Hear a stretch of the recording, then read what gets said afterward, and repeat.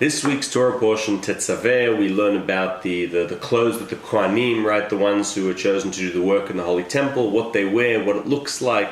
God has, a great sense of style, a bit about the sacrificial work. All in all, this Torah portion doesn't really make sense. It's not really logical. At the heart of this Torah portion, we're talking about the Urim v'Tumim. They're this, very cool set of stones that the Kohen wears on his chest, near his heart. And whenever we have a difficult question, these stones are meant to give us the answers through God, right? Very, very logical. And I'd like to touch upon the first sentence, or the title of this week's Torah portion, Tetzave, right? And you shall command, which comes from, which is very similar to the word mitzvah. A mitzvah is something that we perform in Judaism. Mitzvah means literally something we are commanded to do. And I want to touch upon this idea of rationally trying to understand mitzvot, commandments. And there's a long history of that in Yahadut. In Judaism, we always try and understand why we do what we do. And I think the beauty of Parashat Tetzaveh is that it's all about telling us don't try and understand anything. That's not what Judaism is about. It's all about feeling in your heart, as corny as that sounds. I don't know if you know, but nowhere in the Bible, in the 5 books of Moses, nowhere in the 5 books of Moses does the word seichel, right, cognition, brain, or moach appear. It doesn't appear in the 5 books of Moses. In the 5 books of Moses, people don't have brains and they don't think with their brains. It doesn't happen in the 5 books of Moses. Do you know what happens in the 5 books of Moses? People think with their hearts. That's all we have. And the first time it appears in this week's Torah portion, where we are told that the people who are meant to make the clothes for the Kohenites and the way, in general, the word heart appears time and again in this week's Torah portion. And a very unique phrase, chachmei lev. Those who have wisdom of the heart are the ones that are meant to be doing this work. And it appears in several other places within this context. So it's interesting that the word sechel or moach, brain, does not appear. And in the Bible, people think with their hearts.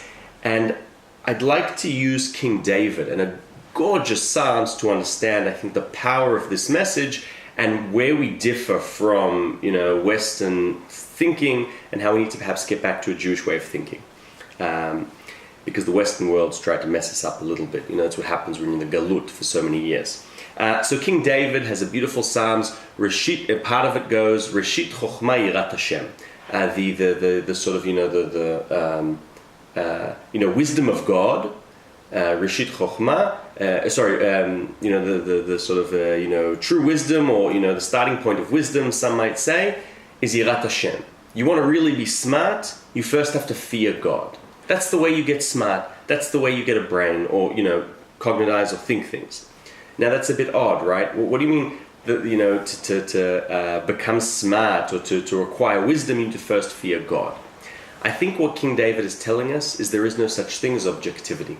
In Judaism, there is no objectivity. There simply is no objectivity. Everything is subjective. Reshit Chochma Yirat Hashem, I think what King David means is all the decisions man makes are based on emotion. Nothing is based on pure what I think. If you think that, King David will tell you you are wrong.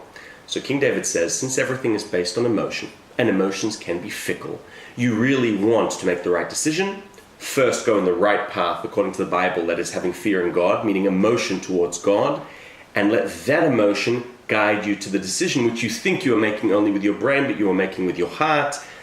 And this is, I think, what this Torah portion, which its title is Tetzaveh, commandments. The idea of a commandment is not to rationally understand why we do it, but to feel the necessity of it. And I think that is the challenge. Too often we try and understand why we need to do something and not attaching to the emotional aspect of it, which, perhaps according to King David and Tetzaveh is the most important part. Lev, our heart.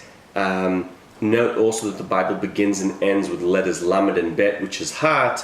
So too, God creates the world. The word Elohim appears 32 times. 32 is the numeric value of heart. Lev, thoughts on the importance of the heart and connecting to mitzvot. Shabbat Shalom.